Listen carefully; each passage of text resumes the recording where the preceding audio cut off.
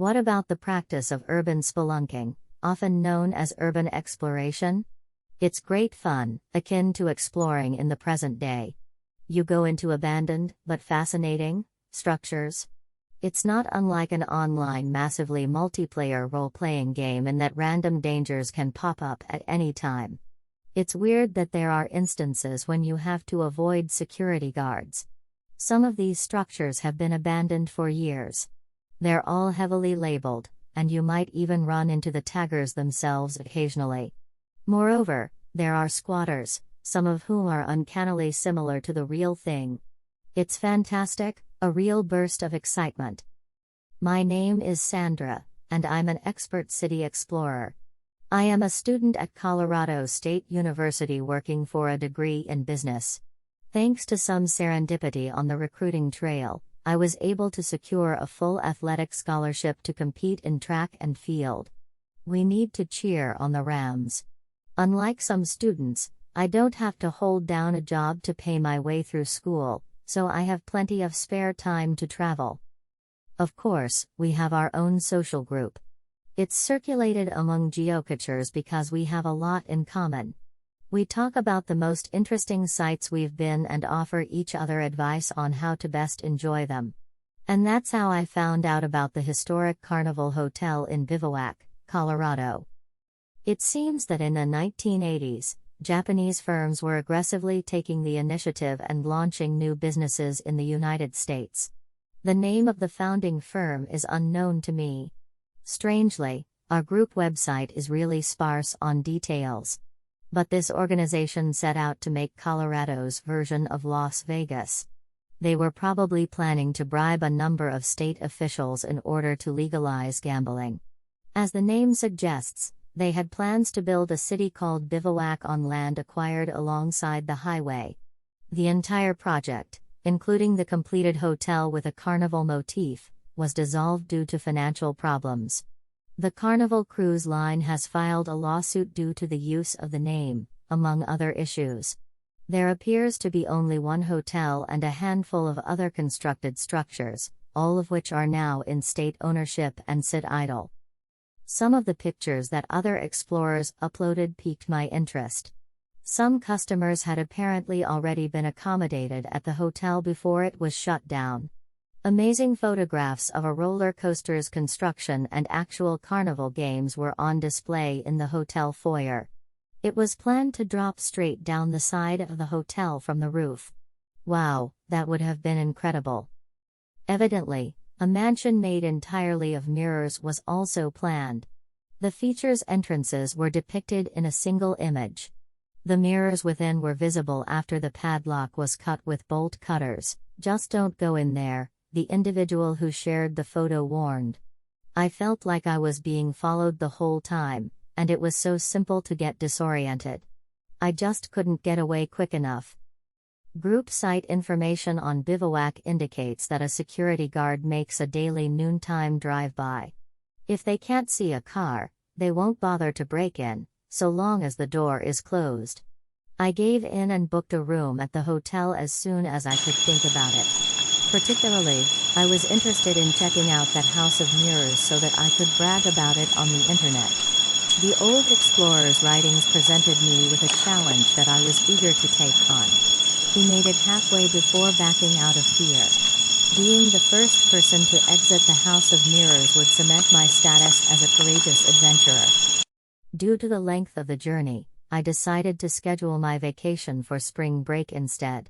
In case that didn't work out, I planned to combine it with a camping vacation. Having a backup plan in case something goes wrong is a good idea. Being in the region for a good reason is always an advantage. Attempts at urban exploration frequently come afoul of the law, despite the fact that punishing individuals with trespassing on a building that has been abandoned for 40 years seems absurd. I made sure to bring everything I always bring. To be honest, I was skeptical that I'd actually use the drone for this mission, but I chose to bring it along regardless. It's possible that the Colorado sunset might provide for a great photo opportunity. With all the gear you carry, an avid urban explorer might mistake you for a mountain climber. That is, excluding the bolt cutters. Unsurprisingly, there aren't many padlocks and chains atop a mountain. You should expect to find bandages and disinfectant in the first aid kit. I have a piton, a climbing harness, and a length of tightly wound nylon rope. To get to lower floors, the elevator must occasionally descend into a shaft. As with any camping excursion, essentials like food and water must also be brought along. Even bear spray is included. Bear-friendly, with the occasional squatter of the mad variety also benefiting. Before the pandemic, I had an encounter with an elderly man who utterly frightened me. I'm not going to go into specifics, but following that, I always carried pepper spray or a taser. In addition, I have sturdy gloves and clothes that withstand tears. Excellent for minor cuts and scratches, and for warding off the need for a tetanus vaccine. That kind is the worst kind. Needles are one of my nemesis. On the day I eventually left for my trip during spring break, I was certain that I was completely ready. The university computers were where I did most of my investigation into my target, as this reduces the likelihood of finding direct evidence of your involvement. The identity of the founding firm, which is apparently public knowledge, eluded me until now.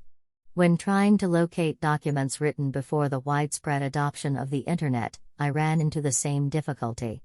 Given that I was unwilling to visit a government records office in person, I decided it would be necessary for me to stay in the motel in the hopes of discovering any papers. However, I was able to secure a copy of the building's plans, which I dutifully downloaded to my iPhone. I am quite intelligent.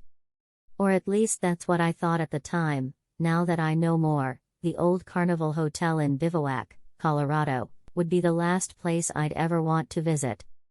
I took my time making the journey to the nearest camping grounds to bivouac because springtime in Colorado is very stunning. Camping for 2 days would allow me to sneak away and investigate my true objective. By that time, I would have already told the park rangers that I intended to trek deeper into the park in order to camp for the night. Any urban explorer worth their salt knows the importance of having a solid alibi. After spending a few days at the park appreciating nature, I quietly left the area at around 1 in the morning on the 3rd day. For breakfast that day, I planned to stop at a neighboring gas station/restaurant complex that doubled as a small village, and then drive to a nearby bivouac. It's part of the adventure to have things go awry when you're visiting old structures, and in this case, the weather did just that. It started to rain just as I exited the freeway to head to bivouac. After breakfast, I started seeing flashes of lightning, so I knew it was coming. The storm was actually a benefit for me because I enjoy the adrenaline rush almost as much as the finding itself. The last female I dated was often complaining that I needed to up my heart rate. Once, I convinced her to come along, and all she did was moan the whole time. After I realized we weren't meant to be, I ended our relationship. She wasn't interested in anything unless there was weed and drink involved, and I don't partake in either. Partying is fun every once in a while, but cannabis really throws me off. If I start hallucinating while breaking and entering, I'm in big trouble. Though it may be allowed in Colorado, never take anything from a stranger at a party, and especially not a man. When I finally made it to the hotel's back employee parking lot in my battered, third-hand old Subaru Justy hatchback, it was pouring outside. My trusty Justy, as I call it, was primer gray, making it ideal concealment for the environment. In all likelihood, no one from the security firm would see my car where I parked her, even if they turned up unexpectedly and drove around the entire complex. Sitting in the foreboding gray light of the approaching storm, which was bringing enough rain to wash my car better than any car wash could, I had to acknowledge that the motel looked abandoned for a reason. Both the clouds and the building on this side were blocking my view of the sun, so all I could see was a dark silhouette. The hotel took on an eerily foreboding air whenever the lightning struck, much like how a movie's camera would focus on the slasher's face as he or she was about to attack. Even from above, the fatal drop of the half-built roller coaster resembled lengthy tentacles. As I wriggled into my gear in the back of my trusty old Justy, my pulse was pounding with the excitement of it all. At this moment, most people would probably have turned around, but I couldn't have been more comfortable. The storm's extra edge of anxiety and the inherent unpredictability excited me. I never thought I could find a more satisfying high than with my drug of choice. I wouldn't feel nearly as ecstatic right now if I had gotten here on a bright, beautiful morning with birds chirping in the background, as if I were in some family movie. I may have even backtracked out of frustration. I was interested in seeing how well maintained the structure was, given its age. There were only a few shattered windows visible, and none of the garbage that would have been there in a real city was lying around outside. If I hadn't been warned, I may have assumed I was just waking up in a regular hotel that had lost power. It was a relief to see that I was the only person in the building. I had half expected to see a trailer parked outside, belonging to a maintenance worker employed to keep things from falling apart. I hurried from my car to the nearest entrance, holding my rain poncho above my head to protect me from the pouring rain. Previous explorers found the lock broken, as noted on the site. I was almost carried away by the wind like a kite, but I managed to get to the door safely. The wind was like a gigantic man holding the door closed, but I managed to push through it and enter the building. By that time, I had inevitably become completely drenched. Except for the professional survivalist gear that firefighters and search and rescue teams use in the field, there is no acceptable form of clothing to keep the moisture out in that kind of weather. The building's inside was cool, like a location where the thermostat has been set to 55 degrees for a long time. As I took everything in and waited for my eyes to adjust, my breath steamed the air. The sound of the rain outside was like hammers pounding the pavement. You could almost feel someone watching you. That sensation jolted me to my core. That emotion follows you everywhere you go. When you're worried about getting caught, time seems to stand still, and the event becomes more vivid. That's what keeps me going. The wait was only a few minutes, so I made my way down the service corridor to the lobby. That was going to be my home base. I didn't have to keep everything with me at all times. Instead, I kept a supply depot in a central location. In case someone is curious about who I am or why I was there, I also leave a sealed package with that information. That it won't be so simple to access right away, I keep it hidden at the base of a compact backpack. If I put it there, I won't lose it and I won't forget it when I leave. Nothing could be seen in the darkened lobby. To prevent people from entering and to shield the glass from environmental factors, the front glass doors had been covered up with wooden barricades. The cages at the carnival game stands were all free and open, much to my joy. I clipped my two most crucial pieces of equipment to my tactical vest and found a spot behind the front desk where they wouldn't be immediately noticeable in case security wanted to come inside. The primary item was a flashlight that ran on batteries. At the age of 15, I discovered the hard way that my phone wasn't a reliable source of illumination. That quickly drains the battery. Another type of camera was used in the second instance, one dedicated to sports. If you've ever seen a found footage horror film, you know the ones I'm talking about. My phone buzzed as I was getting ready to go on an adventure. It was a geocaching app notification telling me about a new find. At first inspection, I noticed that a warning about a fresh cache had been placed. I had the app set to only notify me when a new post was made that was relevant to my immediate location. I was intrigued, but I already knew there weren't any trails in the bivouac area, so I closed the app and started searching. The sign reading "Find my stash in the old Carnival Hotel, Bivouac, Colorado" had appeared around the time I had gotten out of bed. It seems that I had ignored the previous warnings while behind the wheel. Really creepy, really. With curiosity, I clicked on the link to the related forum thread. I really dislike that whoever made this message wants to stay anonymous. Avoid believing anything posted online by an unknown user. It's not safe to trust the internet anymore.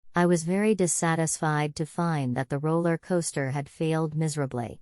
Someone obviously feared that curious people like me would go exploring and end up falling to their deaths, so they had welded shut the metal doors leading to that section. I despise it when people are so presumptuous. I was hoping to take a unique selfie of myself standing on the brink while staring down the tracks. Fortunately, I was able to make amends as I walked past the washing area. I also uncovered some ancient newspapers, in addition to some washers of unbelievable size. One of the pieces referred to Kiken Industries, the company responsible for building the carnival. It was intriguing to learn via a short Google search that the Japanese word Kiken denoted danger. That was a tally I felt compelled to take back with me to my apartment. The paper had aged and yellowed to a light brown color. It was also dry and fragile. I moved it carefully to my secret storage while mentally formulating a plan to shield it from the impending storm. Neither rolling nor folding it appealed to me. I knew from experience that ancient newspapers can be somewhat fragile.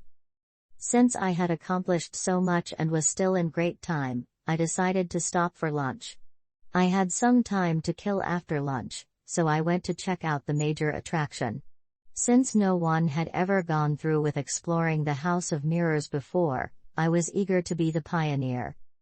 My preparation for this test included bringing along a particular item.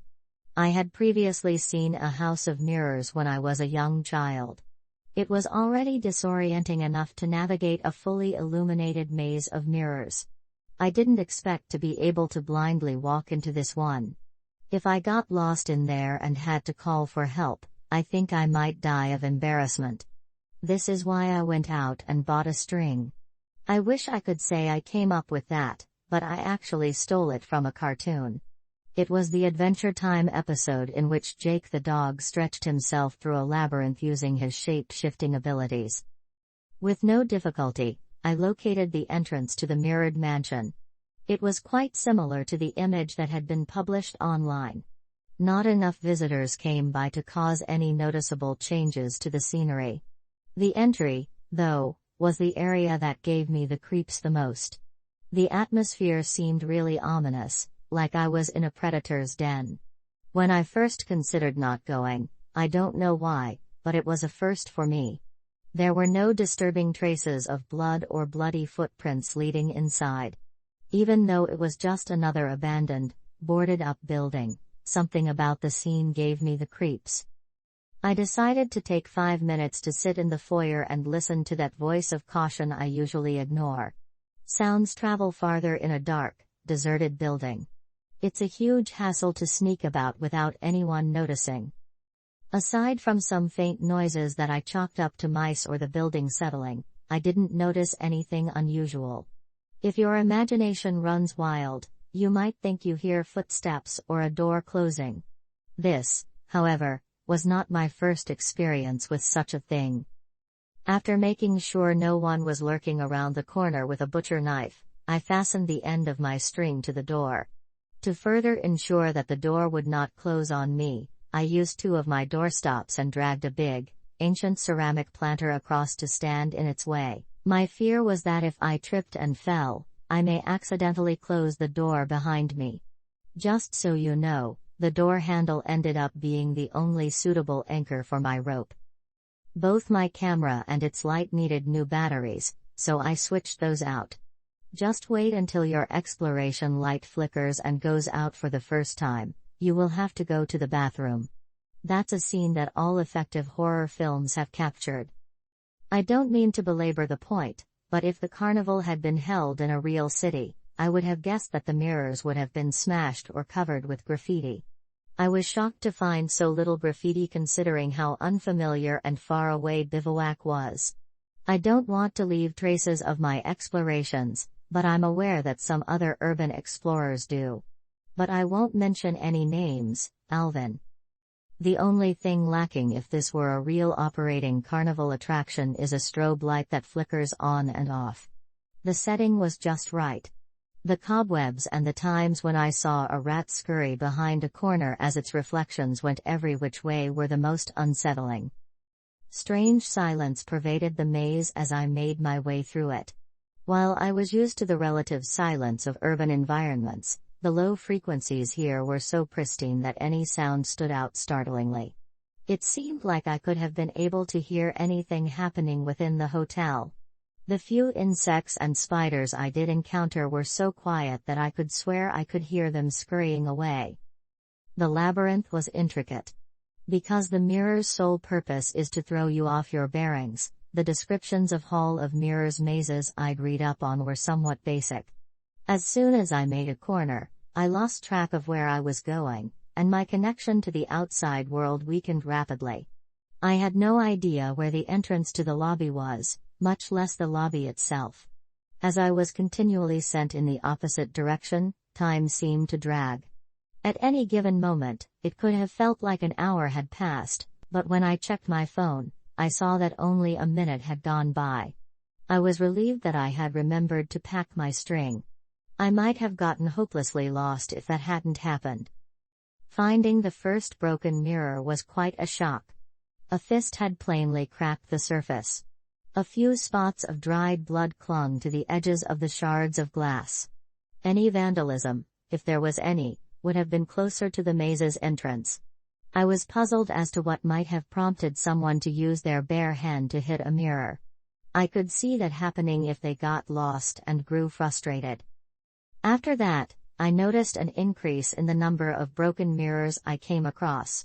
I could see someone had been going too fast and smashing into the mirrors, judging from the shattered pieces. That has put me on edge. An encounter with a meth user inside would be a terrifying nightmare.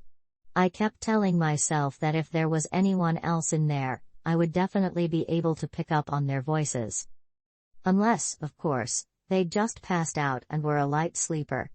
I got chills at the mere consideration of that possibility. Not being easily frightened, I almost turned around and tried to find my way back at that point. It required every ounce of my determination to keep going, but I was determined to be the first urban explorer to reach the maze's exit. Instead of feeling hopeful that I was heading in the right direction at each new fork in the road, I now feared that I would eventually reach yet another dead end. I had to stifle a yell of frustration when I turned what I thought would be the final corner only to be met by more broken glass and distorted sights.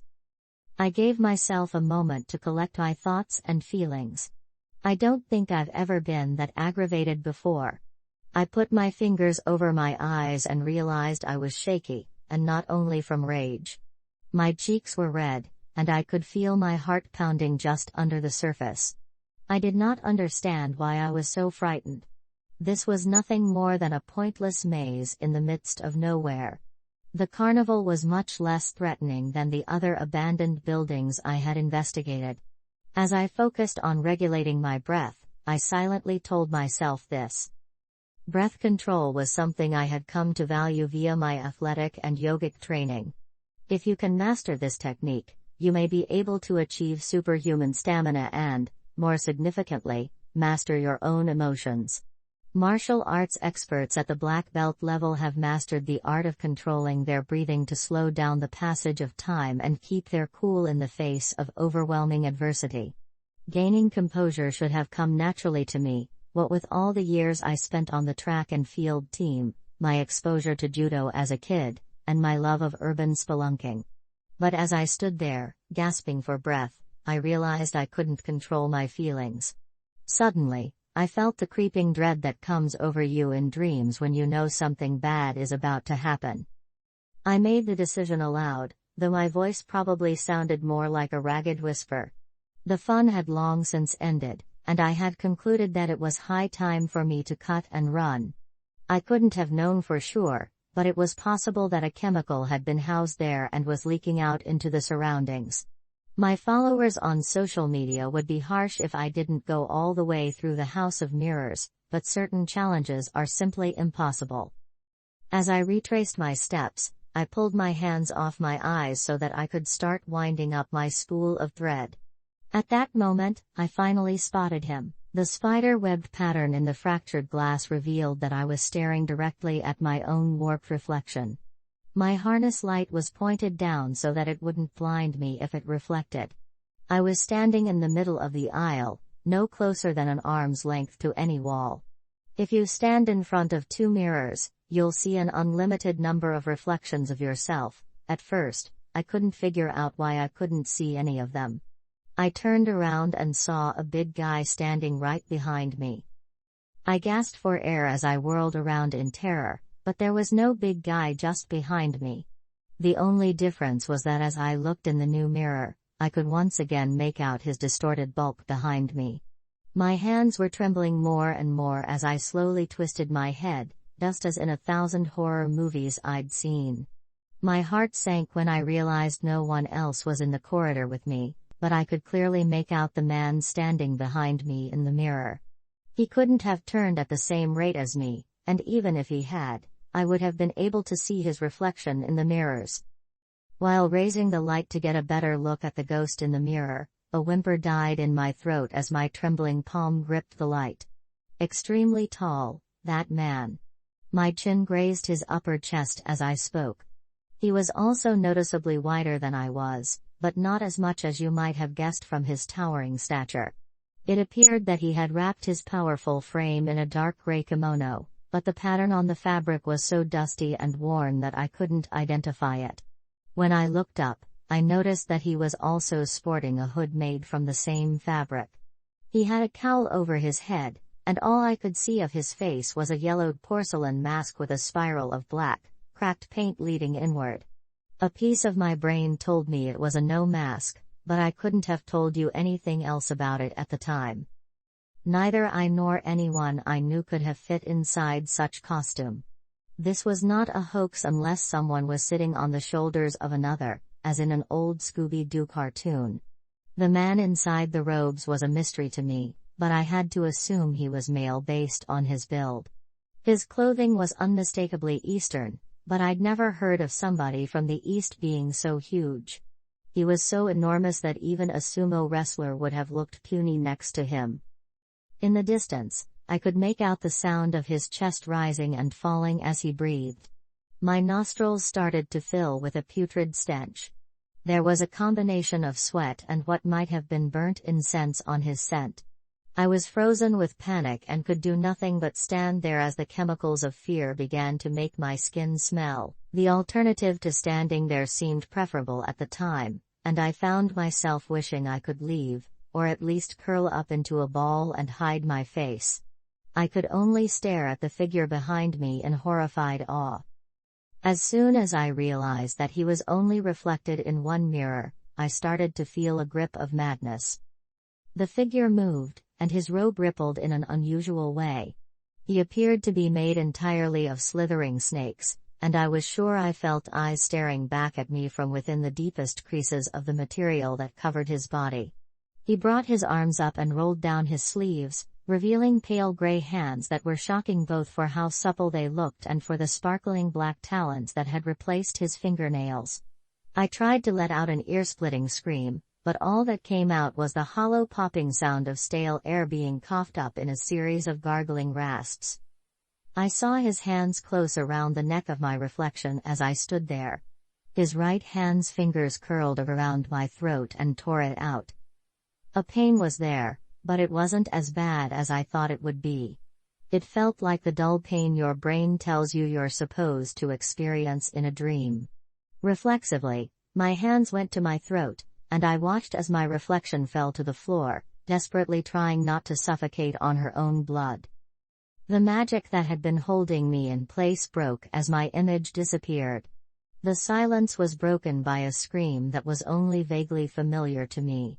Within seconds, I was on the run, crashing into mirrors. Within seconds, I panicked as my thread became entangled with something. To avoid injury, I let go of the spool. My departure wasn't even considered. Besides evading the creature, I had no other objectives. The faint sounds of my pursuer increasing their distance from me gradually became audible. Akin to hearing a film at a very low volume, it was unsettling. This made it hard for me to gauge his proximity, which just added to my anxiety. The behemoth with the no mask seemed to be reaching for me as I caught glimpses of him as he shifted from mirror to mirror. I would have believed the mirrors were a clever trick of a magician if it weren't for the many versions of myself staring back at me, all looking similarly alarmed. The glass shattered loudly when I mistaken a reflection for a corner and slammed into it. As I stumbled backward, trying to make a U-turn, he appeared in the mirror behind me. The reflection of me was propelled into the mirror by his supple, almost gorgeous hand, which grasped me by the back of her head. Once again, my reflection was the lone target, and she got the full force of his blow as her head smacked the table.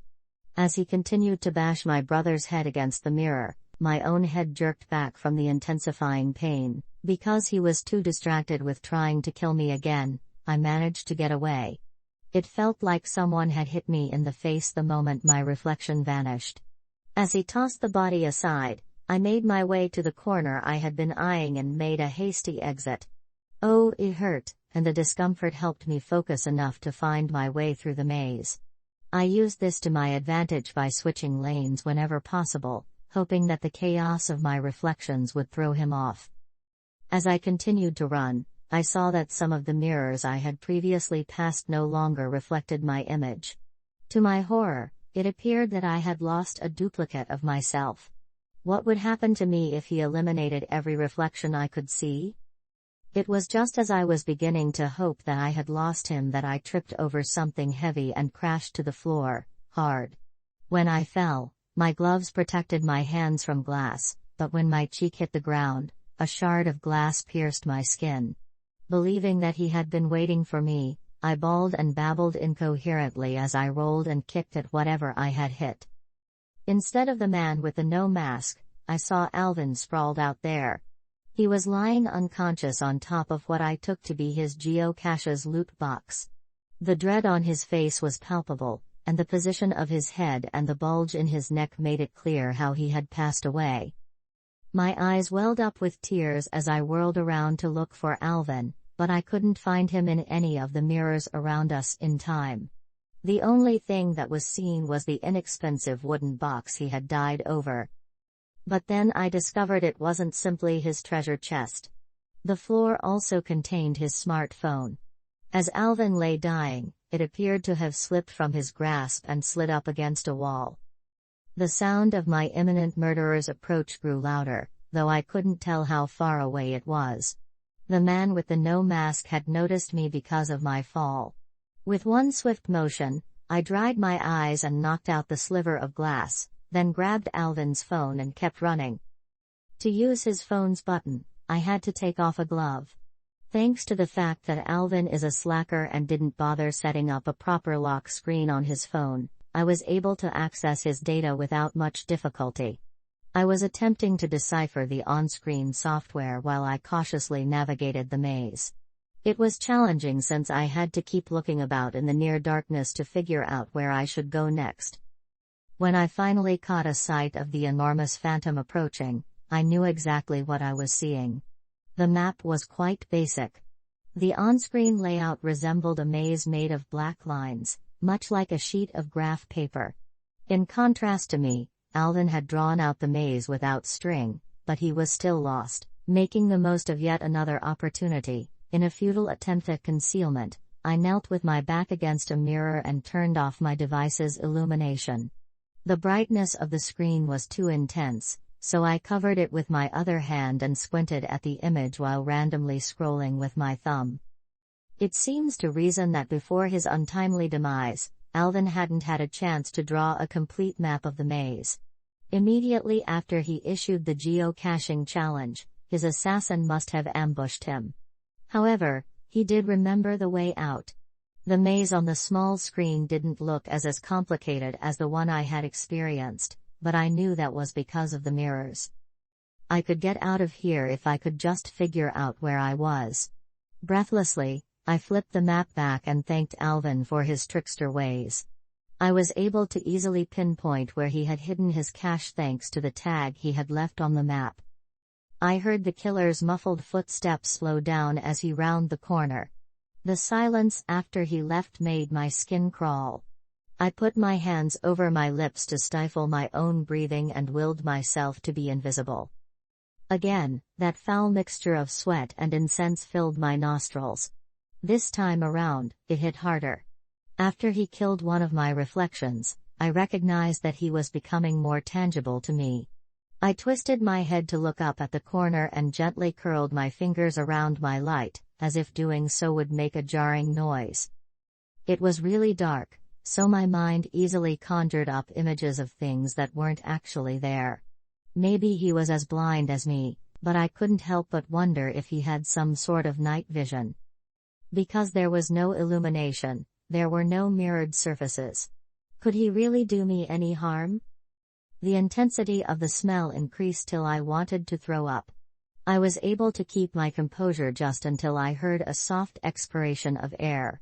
I rose up and turned on the light while shrieking like I was 8 years old again and waking up from a nightmare. In the hallway mirror, I saw him leaned over from behind, his hands reaching down to pick me up. I focused on his likeness and refocused the light on his face. Snatching an instant glance at the eyes behind the mask, I saw him react by raising one robed sleeve. They were soft, like his hands, and betrayed an alluring femininity that was concealed. Blackness surrounded his eyes. They widened, like a movie played at double speed, before contracting angrily. Nonetheless, he killed me this time, even though I was the one who tried to escape, and the agony was nearly enough to make me give up. In spite of whatever was going on, he kept aiming for my head.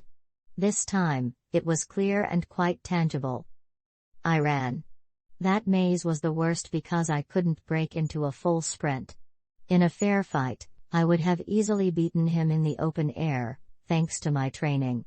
He got way too close since he was distracted trying to use Alvin's phone in the skewed illumination created by my poor light reflecting off the mirrors. Another vision vanished before I even realized that one of my foot had stepped on my string. Before my reflection passed away once more, he fractured its right shoulder and brutally scraped its hip. If the pain persisted for much longer, I knew I wouldn't be able to take it and that it would end. I was able to get further away after finding my string trail again. When he destroyed one of my reflections, he didn't pause for long, but that split second was all I needed to escape. A part of me worried that he was just being nasty and slowing things down so he could enjoy the kill more. A disturbing realization hit me as I continued to trace my string: there just weren't enough reflections of me to go around. There would be no more introspection if he cornered me at this point. Here, in this horrible place, I knew my end was inevitable. His eventual victims are the only ones who will know what happened to me. Seeing him following me as I got closer to the door made me nervous. I finally gave in to my wild side and cranked up the speed, careening carelessly through curves and shattering even more mirrors in the process. One of them had a manufacturing problem because it burst into shards of glass everywhere. A sharp slash appeared on my cheek where one of them had caught it. By that time, I was able to catch glimpses of his reflection out of the corner of my eye. Pieces of broken mirror reflected my assailant, allowing me to finally bring him to justice. He flinched, even though his kimono and mask were designed to keep him safe. The mirrors were his reality. Perhaps he underestimated the power of mirrors. As I rounded another corner, I aimed my thick-soled shoes at the pane of glass that was roughly knee-high. A few shards of glass flew out, but the mirror didn't shatter as the last one did. One smacked him in the no-masked cheek. The shard of glass penetrated the material rather than bouncing off as one might have anticipated. I couldn't tell for sure because of the illumination and the fact that I had to keep moving, but I was quite sure a bead of blood had formed along the cut. After that, he reacted violently. He charged me, his speed well exceeding what I would have expected from a man of his size, and he smacked me across the back with his hip. I let out a yell as my reflection and I were propelled ahead and ricocheted off yet another mirror. When he swung his robed arm at me, I rolled to the side and collapsed to avoid it. When I was young, my father enrolled me in judo classes so that I could learn to fall without getting wounded. While he was distracted, I stomped on another mirror with both feet. Though it broke and debris poured out, I didn't send any of it hurtling in his direction.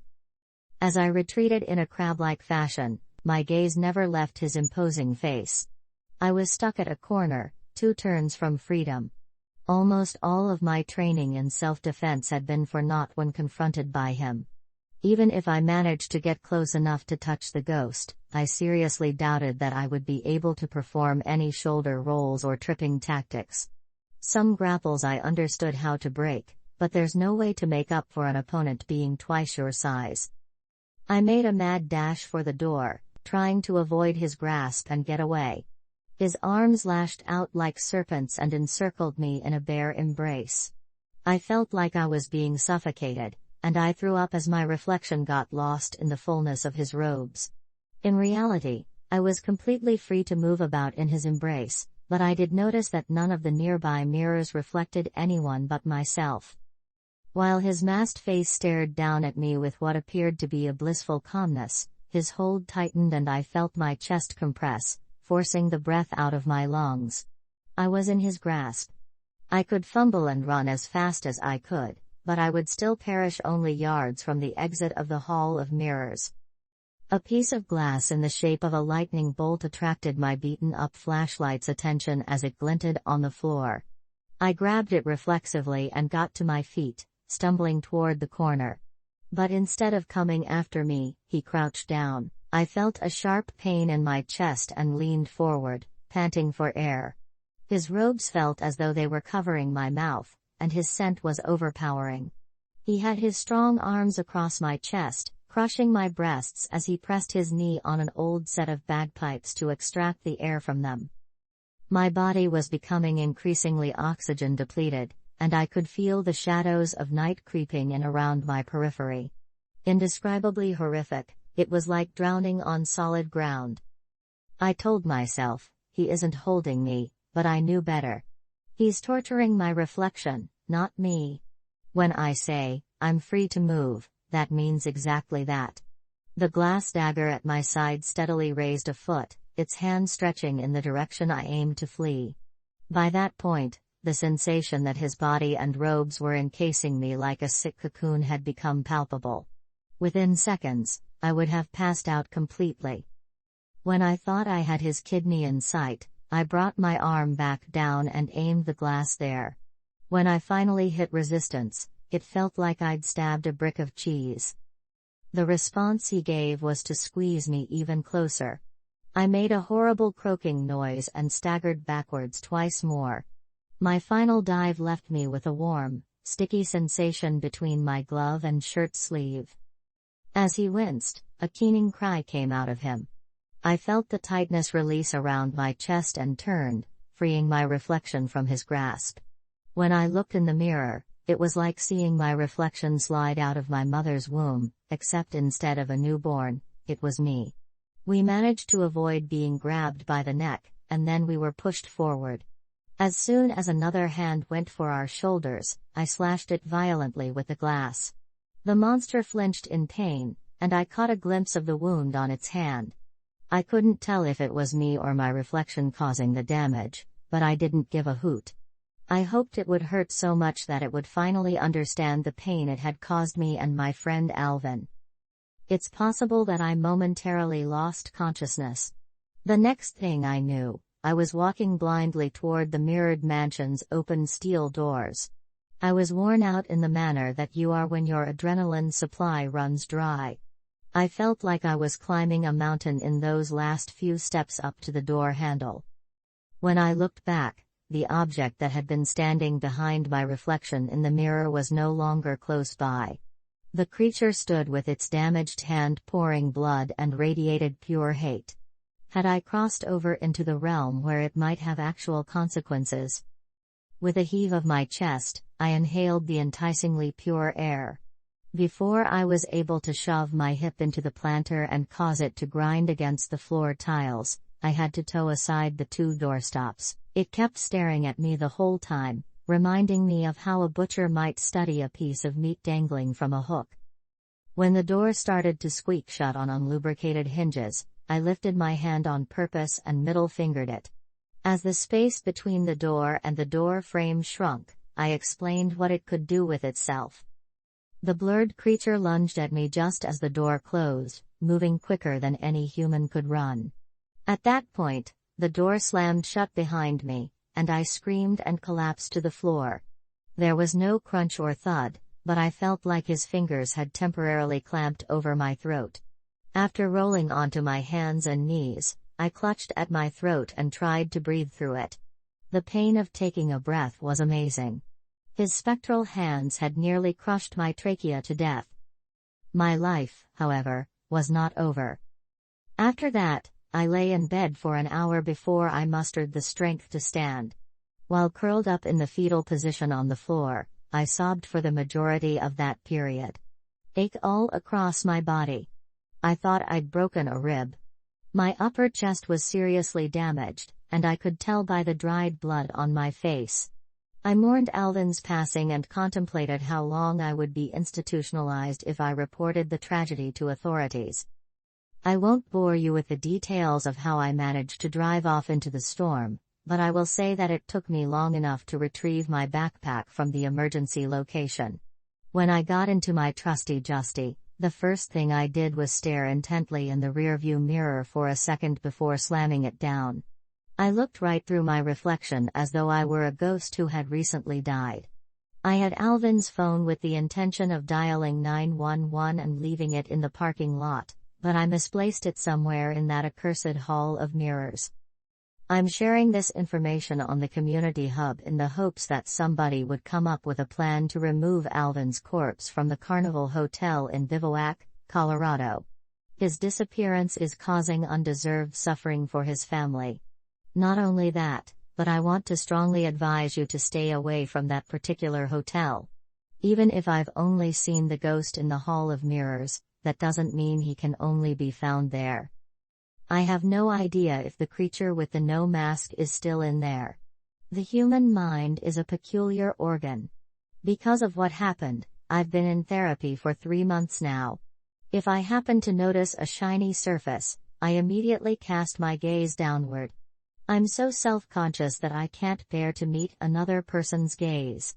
Now that I'm back in the actual world, no matter how many mirrors or windows I look in, I only ever see a single reflection of myself. Always intent on murdering me, he appears in my dreams. From time to time, when it's sufficiently dark, I even manage to catch a glimpse of him. I don't want to find out if he's a PTSD product or not. If you ask me, you should probably avoid the mirrored maze in that shabby old hotel. You shouldn't have to learn the hard way whether or not I'm crazy.